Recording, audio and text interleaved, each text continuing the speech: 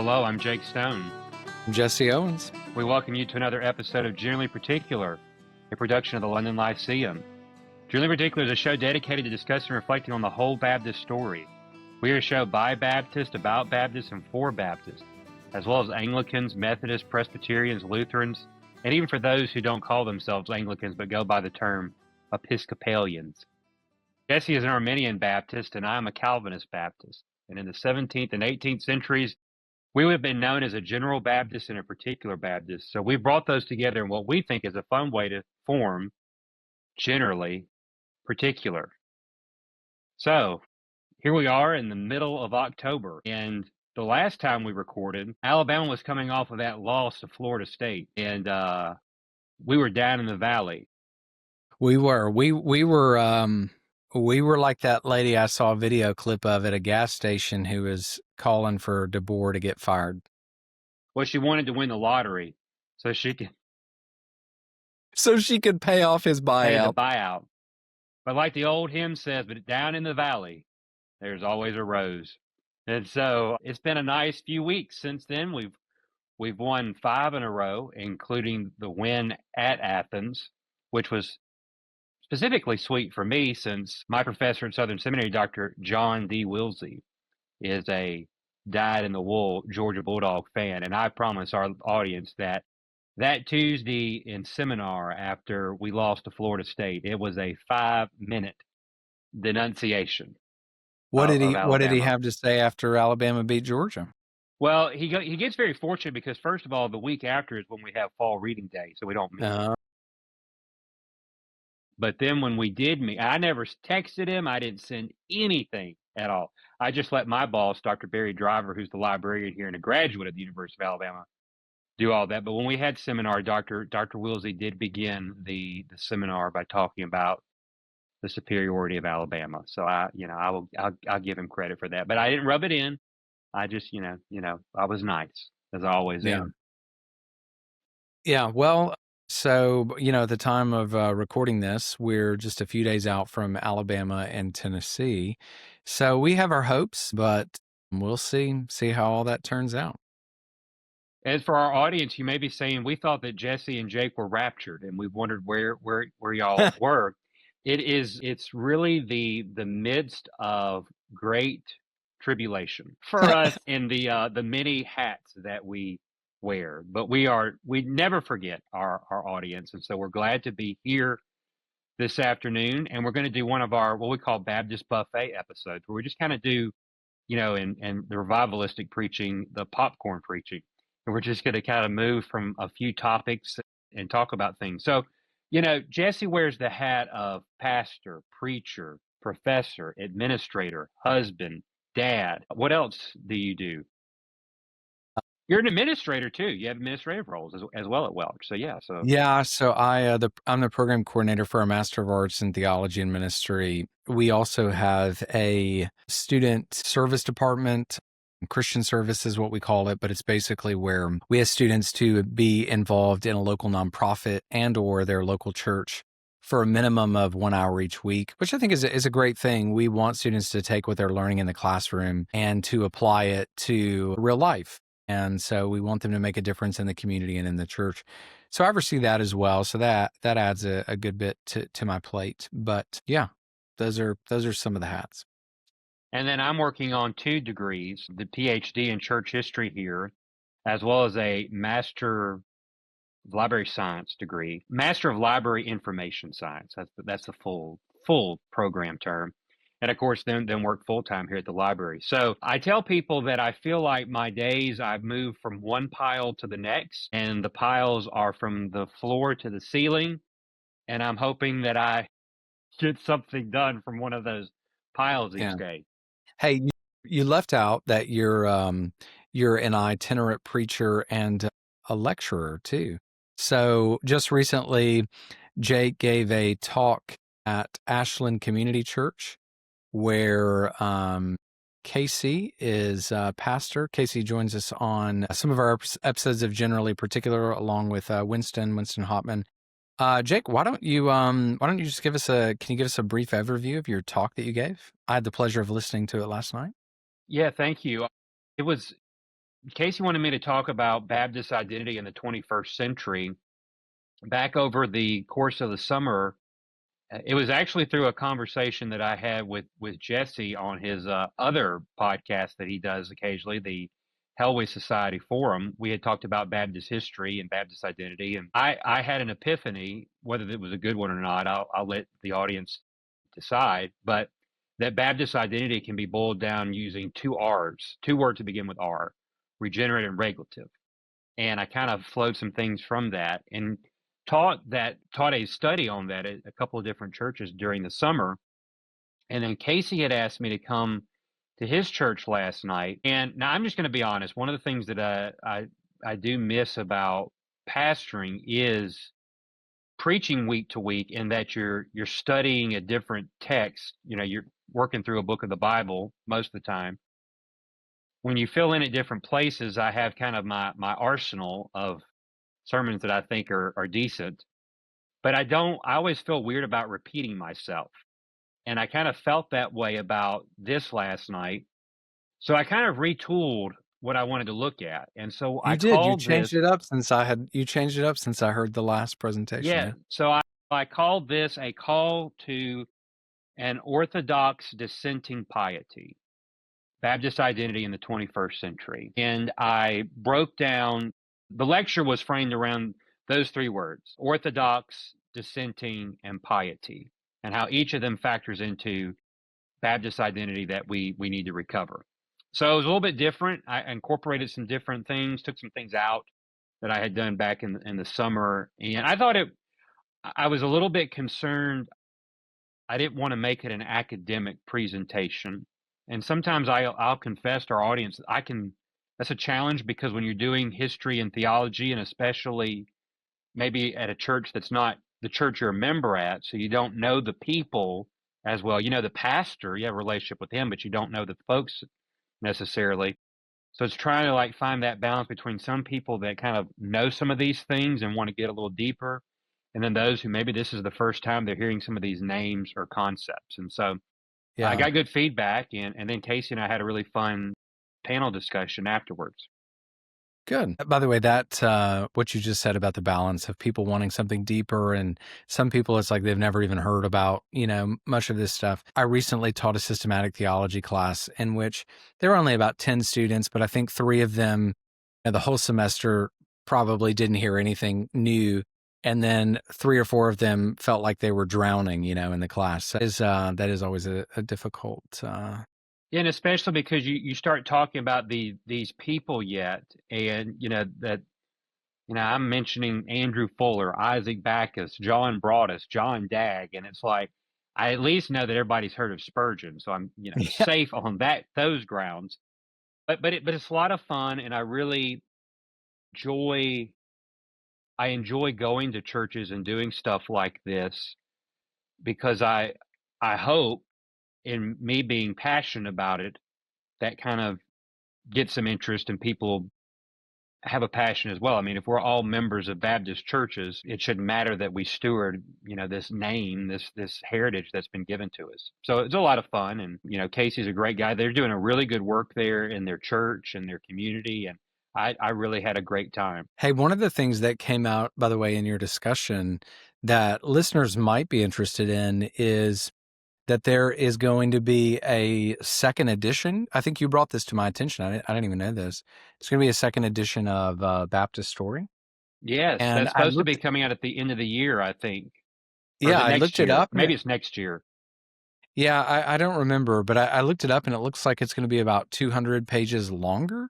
Yeah. And, this one is only, with the index and everything, it's about 350 pages. So, I mean, that's quite a substantial addition. I bring that up in part, not just to make listeners aware that there's going to be a new edition of this, but you brought that up in the conversation in reference to if you had to recommend a single volume of Baptist history, what would you recommend? And you mentioned that one. And I think that that's probably right. The Baptist Historical Society has some really good volumes on individual centuries, like the 17th century, the 18th Yeah, but century, the 19th. those things are ugly. They're They are hard, and they're ugly. hard to get. They're They're hard hard to to get, get. and there's one of them that, at least the copy I have, it's printed upside down. Yeah. Well, and then there's some other great Baptist histories, but they might be, 700, 800, 900 pages long, or there's some other really good Baptist histories that are like multi-volume. So I've kind of I've chewed on that a little bit today, and I think you're right. Like that probably is one of the better, maybe the best, kind of modern single volume histories that's out there. Yeah, thinking about it, I don't know off the top of my head if I can think of one single volume that covers English Baptist history, just one volume that I can think of that's good. For American Baptists, I mean, the Thomas Kidd and Barry Hankins volume, Baptist in America, is a good one volume book on American Baptist history that I recommend. But it's very hard now to get, I mentioned in the panel, I was at Nate Martin, who pastors in Southern Illinois. I was at his church back in the summer, and he had me, ask what would I suggest. And one of the recommendations I made was James Leo Garrett's volume, which is nearly 1,000 pages. And he said, Jake, nobody in here is ready to read 1,000 pages. So I've tried to, learn from that, You try to that dial it back in a little mistake. bit. But it's hard. It really is hard to get that into one. I would argue it's hard to do it. One volume on Baptist history is not a denominational history. Denominational history is going to be a history of the SBC or the history of, the National Association of Free Will Baptists. One volume on Baptist history is the entire tradition. You're trying to cover all of that, and it's just not like there's one stream in England and one stream in America. There's many streams, and so that's what makes it really, I think, hard to try to have one volume that can really do it justice. It's a little bit easier to do like 17th century. Yeah, if you're breaking down by a century, yeah. Yeah, so, well, and the nice thing about, like, let's say 17th century, most of your Baptists are English Baptists, so you're dealing with 17th century English Baptists. There's not really very many in the American context. I mean, certainly there are some, but it's not as difficult. And but once you start going into like the full 4 centuries, and then you're having to think about Canadian Baptist and German Baptists, and yeah, that's and Baptist missions and all sorts of things. I mean, that's very difficult to do. Yeah, yeah. Well, speaking of books, we're going to I want to talk about 2 things that I've read recently and discuss that I think kind of provoke some thoughts. And then, so I'm going to go first with this first one, and then Jesse's going to talk about some things that he's been not dealing with. That sounds like a bad thing. He's been teaching on in his Baptist ecclesiology class. This is actually a counseling session. Some things I've been dealing group with. therapy here. No, that's only for the Auburn fans. They're the only ones that do that. So anyway, we recently in seminar had to read God's Cold Warrior, The Life and Faith of John Foster Dulles by Dr. John D. Wilsey. Now, let me tell our audience, not only did I have to read this for seminar with Dr. Wilsey, but he called on me to lead the discussion Tuesday. Now, that's intimidating when you've got to lead discussion on the professor's book, and he's sitting right there by you. So what did I do? Well, yours truly here began by calling attention to something that, and I did not say what Dr. Wilsey said, I said the author of this volume to try to make it formal, but I thought that it was very good. I mean, I'll say this period is not exactly, just, what's the word I'm looking for? I was not exactly just animated by reading this book, okay? It's very niche. This is really niche history, but I think there's a lot of interesting things here about Dulles. Hope John Wilsey isn't listening. Well, I'd say the book was good, and he's a great writer, and it's well researched.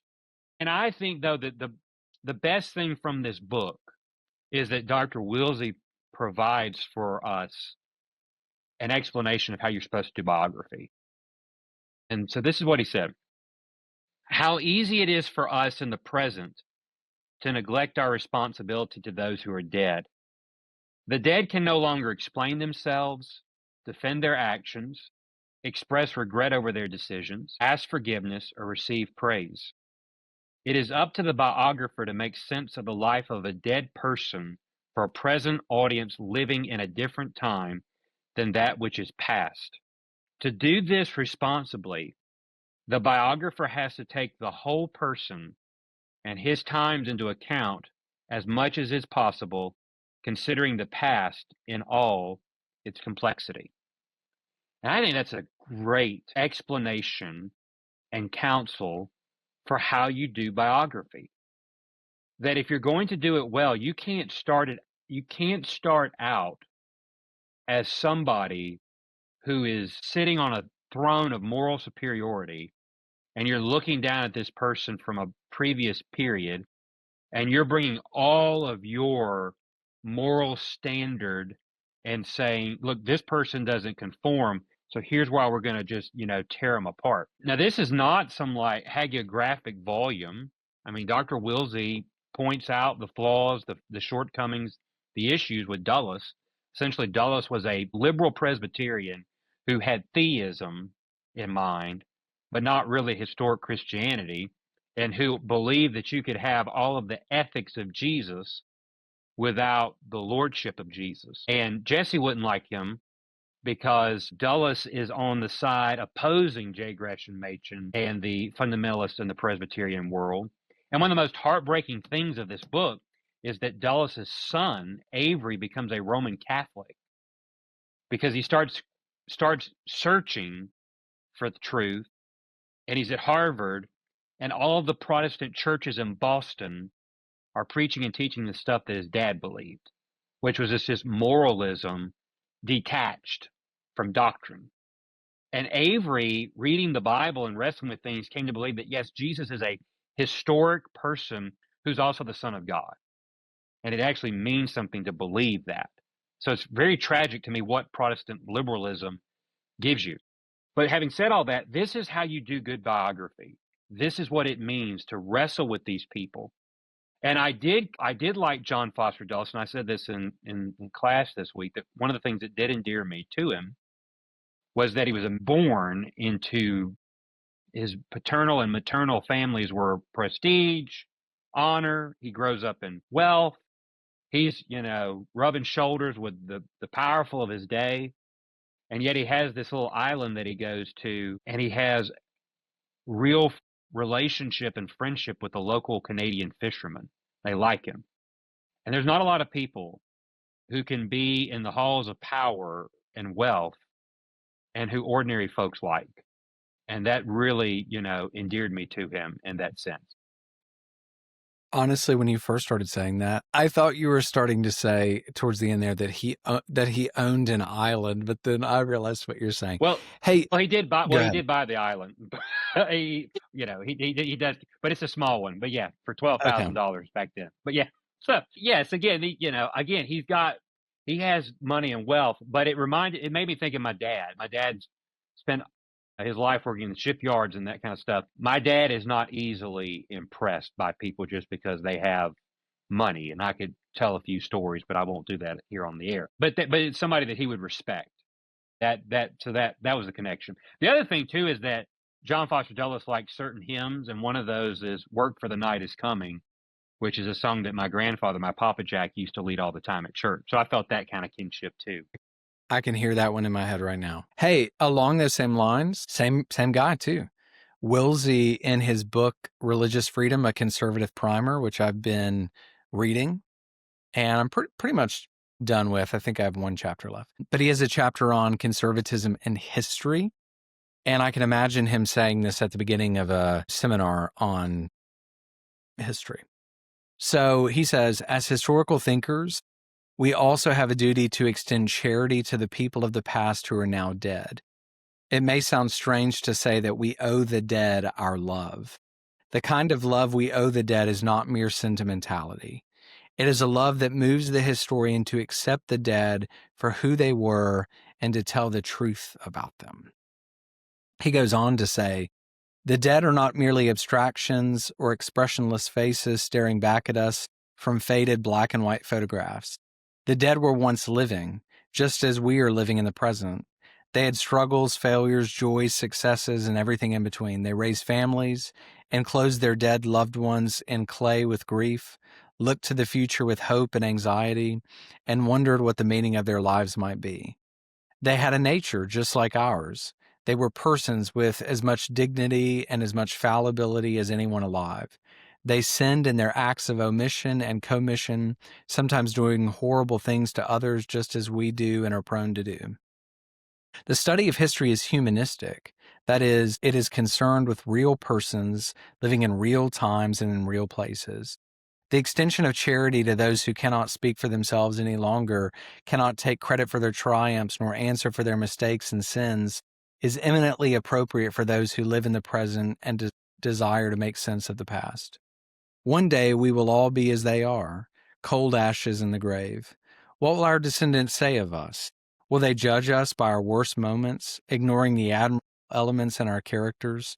Will they worship us because of our best moments, crassly whitewashing our records and thereby missing the opportunity to gain wisdom from our failures? We would hope that they would neither condemn nor worship us, represent our lives charitably, which entails truth. Charity calls for a balance between valuing a life marked by dignity for what it was and justly and circumspectly critiquing it when fallibility abounded.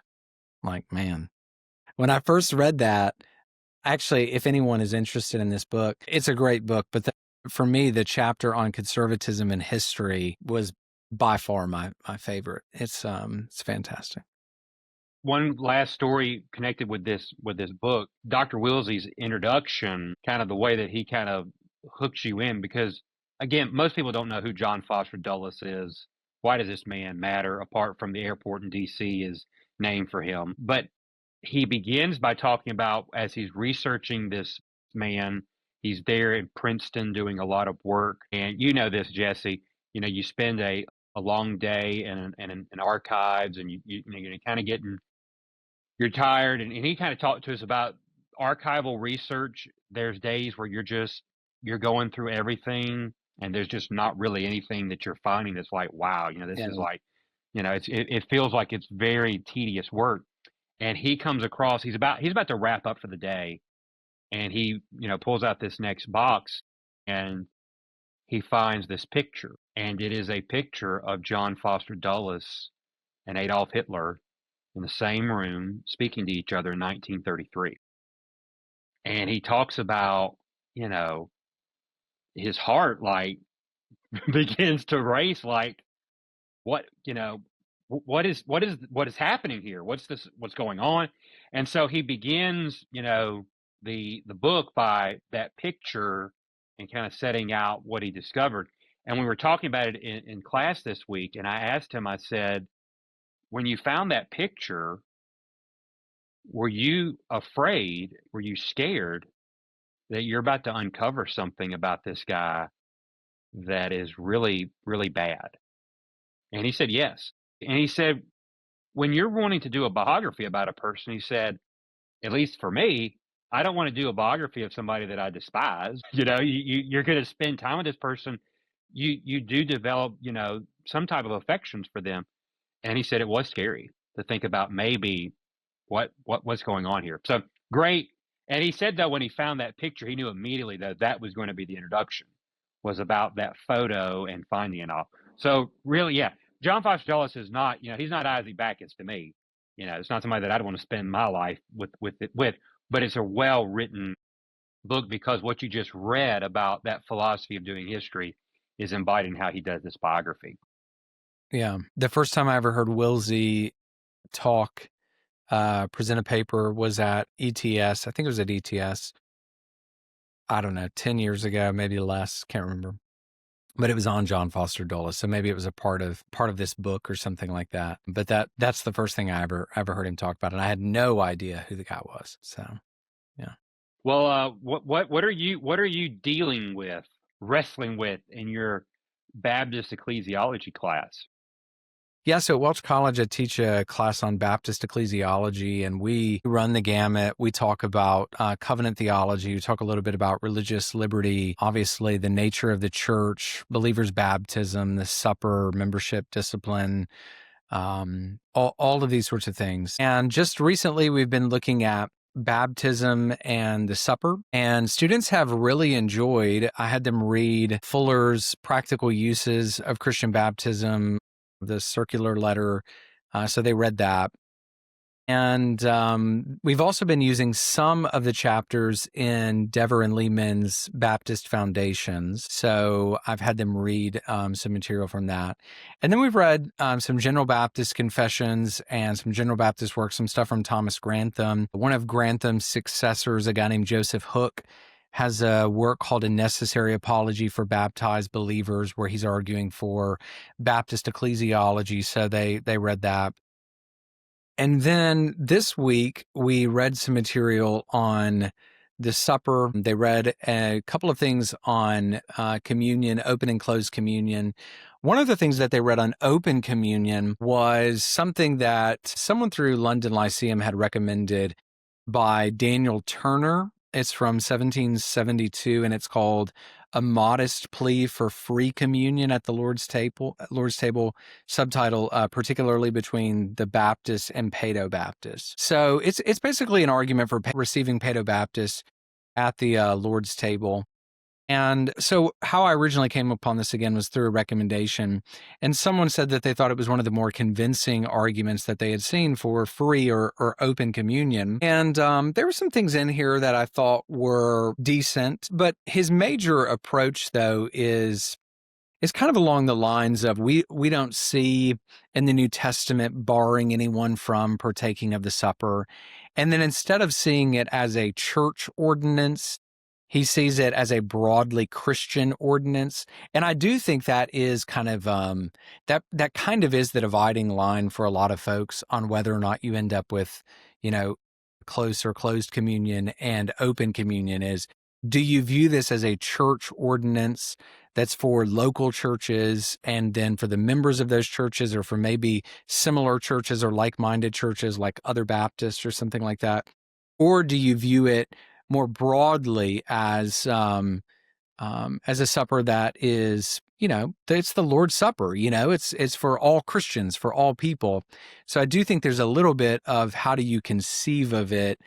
And so for Turner, it's, all Christians are invited to partake of the supper.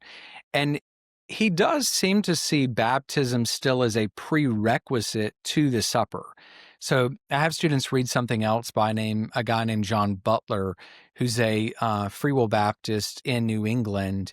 And he kind of argues that he doesn't think baptism should be a prerequisite to the supper. Daniel Turner doesn't argue that.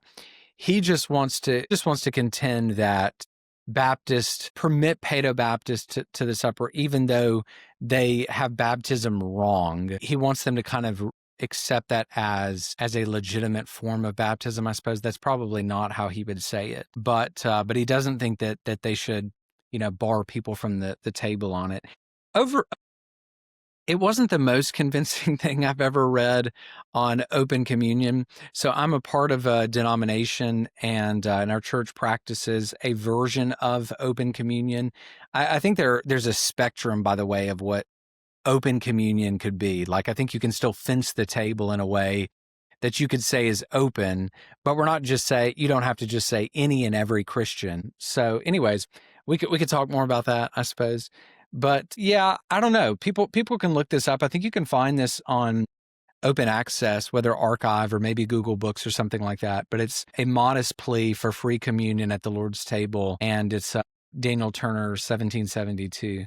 Although he doesn't, at the end of it, he signs it as Candidus rather than Daniel Turner. So a little bit of a pseudonym there. Well, that's very interesting. And moving along from that. Oh, man. Well, this was recommended to me by someone through London Lyceum that I think is a closed communionist, or at least in belief is. I don't know if the church that he's a part of is or not. So I picked it up just out of curiosity to see what it was like. Yeah. You know what? Here at the beginning, he does say, we have no sufficient warrant to exclude them from any one of those privileges. So maybe he doesn't think baptism is a prerequisite. I tend to agree with, I think Dever says this and some others, where it's kind of like most everybody viewed baptism as a prerequisite. It's just like, it's are you willing to accept those who have been baptized as infants or not? But whether we're talking about Roman Catholics or, Presbyterians or whoever we might be thinking of, most everyone viewed baptism as a prerequisite for the vast majority of history. The question is, are you going to permit a Paedo-Baptist to partake of the supper if you're a Baptist? I think that's the question. Yeah. Question is, what is baptism? Yeah. Well, do you agree though that one of the big issues is how do you conceive of what the supper actually is? Like, is it a marker or a boundary of Christian fellowship, or is it something that is for a covenant community, a local body of believers? And I do think that in some ways is the dividing line, because how it's often presented in open communion tracks is like, well, if you think a person is a genuine convert, a genuine believer, then you should offer them the supper. But that's a particular conception of what the supper is. What do you think on that? Yes, the people will say it's the Lord's table, not the church's table. But the problem is that it is celebrated at the church, in the church, with the church. And there's a few and things Paul has all those explicit commands, it's like, when you gather, when you gather, It's not when me and my family come together or whatever other event. It's when the people come together corporately for worship. Here's the thing that I think people sometimes gets kind of lost in all of this. Why were there Baptist churches that were willing to let people partake who were not scripturally baptized? The answer is, it's why a lot of early Baptist churches had more women as members than men, because a man lost his station economically and socially if he submits to baptism at a Baptist church and becomes numbered with them. So you had wives who were a part of the Baptist church, members, their husbands come but don't join because of cultural and social and economic factors. So you've got that playing in. The other thing to think about, though, is that you didn't just go to other churches to take communion. If you were a Baptist, because you didn't go travel, you didn't go get in the car and go, this is where this all gets tied to discipline, to the concept of church discipline. That's factored into the table. Church discipline isn't done at the universal level. It's done at a local level. So I try to tell students, even people who practice open communion, there is still a way of fencing the table that takes some of those things into account. So even if you were going to practice open communion, you could still say that you have to be a believer. You have to have been baptized. Again, I don't want to use baptism in reference to Paedo-Baptism because I don't think it's, the proper subject and mode of baptism. But anyways, you could still qualify that and say you also need to be a member in good standing of, let's say, a Protestant evangelical church. So you are trying to account for membership and discipline even then. That the problem is there's just no way of you actually knowing that a person is a member in good standing, not under the discipline of a Protestant evangelical church. But what I tried to convey to them was, even within open communion, you can still take some of those things more seriously. It doesn't need to just be a free-for-all where it's like any and all believers come. Another thing that that came up too in our conversation was, thinking about the span of time, thinking about baptism as a prerequisite for partaking of the supper, especially in the New Testament texts. One of the difficulties in having that sort of conversation is in much of the Acts of the Apostles, and that's where we find most of the discussion of baptisms. There's not a lot of time between a profession of faith and the actual baptism. So, we're thinking of, if we're discipling, if there's a period of time where we're catechizing or things like that, that there might be a profession of faith, but then through discipleship, there might be a significant period of time between the profession and the actual baptism. So then we're thinking, okay, well, what happens in the meantime? should a person, if you think they're genuinely converted, but you're still kind of catechizing them, should they be able to partake of the supper? And I just try to explain to them, I do think those are all things that we need to take into consideration in our modern context. And it's something that Christians have thought about since the earliest centuries up to the present. But in the book of Acts, that the norm doesn't seem to be that yet. I do think it becomes something like that, but there's not it's not as if there's a lot of unbaptized believers running around in Yes, the first century. So correct. there is kind of a contextual difference that we're dealing with as well. Well, transitioning from that to back into thinking about history and how we view things, I want to talk about my other degree that I'm working on, the library science degree, which also includes readings. And let me just tell our audience, it is very much a wrestling between two worlds to be reading things like this at the same time as you're reading something like this. By, That by the way, librarian. by the way, Jake, he asked me about some of the things I've been wrestling with. The reality is, I'm the one that's been having to counsel Jake as he's been trying to make his way through some of the assigned reading for the library science degree at LSU. Yeah, because this book here, I had to read That Librarian, The Fight Against Book Banning in America. Now, we hear all the time the words like woke and whatever else gets thrown about on things that really aren't. Now, this is an example of whatever you want to think of with kind of the fringe left and strange things. It was in this book. It's about a woman that's a librarian in a small town in Louisiana, and it's her story. It was a very weird book to read. First of all, it really is the first time that I've sat and read something from somebody that's on that kind of side of things. Now, the woman has the beginning of a chapter. She talks about that she voted for Donald Trump in 2016, but then it takes on this form of a confession of my sin and my error in doing that. And she goes through this weird list of excuses about why she did. But it was the first time about kind of reading and trying to enter into this world of where, she talks about taking the Little House on the Prairie books out of their library because she went to some conference, and, she had read them as a child and loved them. And she was like, could I have been deceived and misguided? And I went back and read them as an adult, and I was horrified by what's in these books. And it's just like, I don't know how anybody in all seriousness lives in that way where you're always just looking for what's the next thing to confess or change or all of that.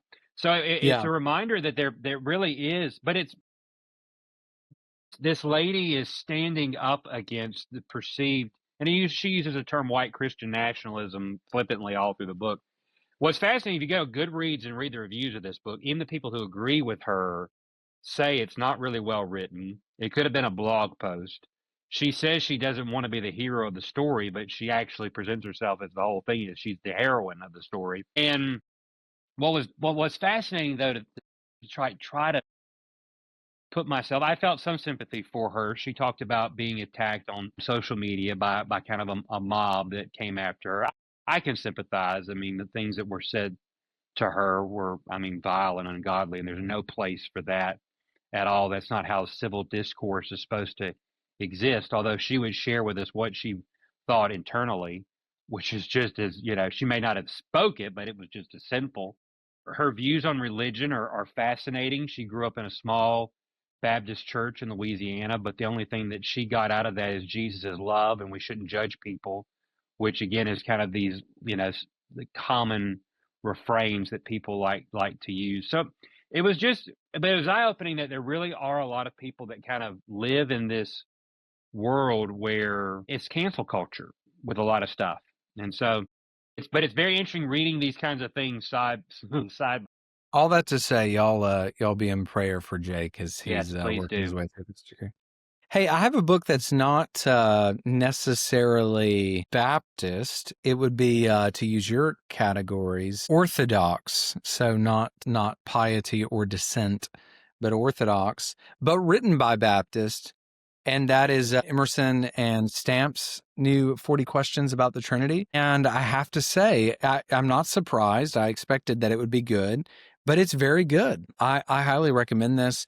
I don't know, try to think about context. Could you use it in some sort of theological study group at a church or in a Bible study or something like that? Or maybe even a class, if you teach a class at a college or seminary or something like that.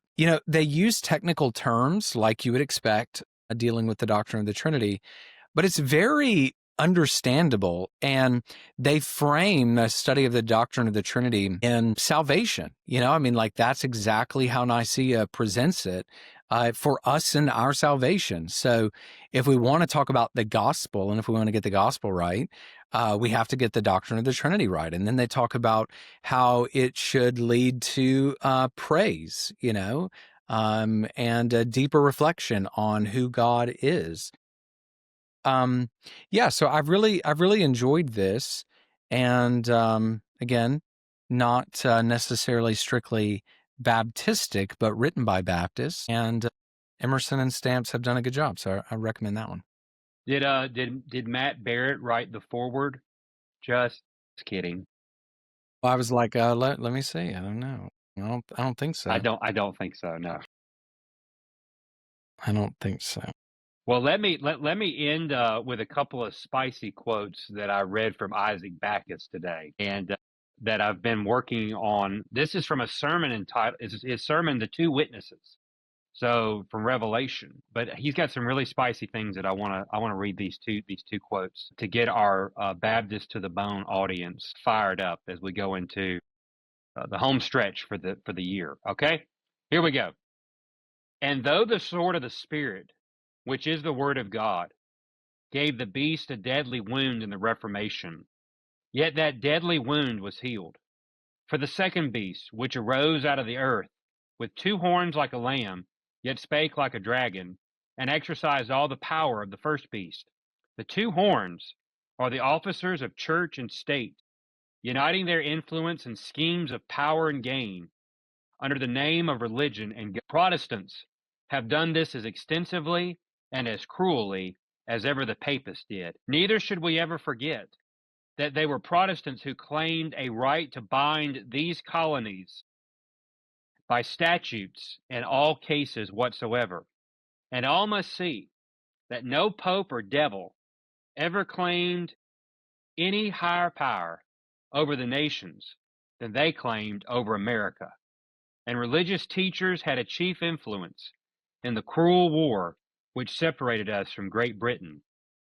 Strong stuff, but it gets even stronger. Isaac Backus again from the top rope. Every national church that is governed by the laws of men is a damnable heresy, and the managers thereof make merchandise of the profits and public credit of the whole nation, of which the children of God are the main support. Now, I'm not 100% sure, but that kind of sounded like Backus might have read Helwys's Mystery of Iniquity. It's very fascinating that he originally publishes that in 1786 and then reprints it in 1793 with an appendix responding to two men who had responded to him, because what he's distraught about is that the United States has formed, the federal Constitution is respecting and giving full religious freedom. People in Virginia and the South are experiencing it, but still in Massachusetts and Connecticut and in New England, the state established churches are still making life hard for Baptists and others. And he's like, we want the American dream here too, locally. Yeah. I mean, you don't get disestablishment in Connecticut until like what, the 1830s or something? Well, Connecticut is 18 and Massachusetts is 1833. So it's almost 30 years from when Backus dies. But reading those things, I hope our audience can once again see that there is no notion in which Isaac Backus can be called a, quote, magisterial Baptist, end quote. Man. Yeah. Yeah. You got to do some serious cherry picking to come to that. Well, you got to do some serious gymnastics in interpretation for that one. Yeah. So we hope everybody It's a joy. It's beautiful here in Louisville. The fall colors are starting to be seen. The weather is starting to change. It's almost time for me to go to Starbucks and get a pumpkin spice latte. I've never had one. I've never tried one. I know Jesse drinks them daily, but I have. I can't afford to drink them daily, but I have to admit, I'm sorry Yes. to embarrass myself this way, but I might have one or two, in the fall season. He means one or two a week in the fall season. No. So, but we hope everybody is doing well. Remember, stay Baptist. Stay Baptist.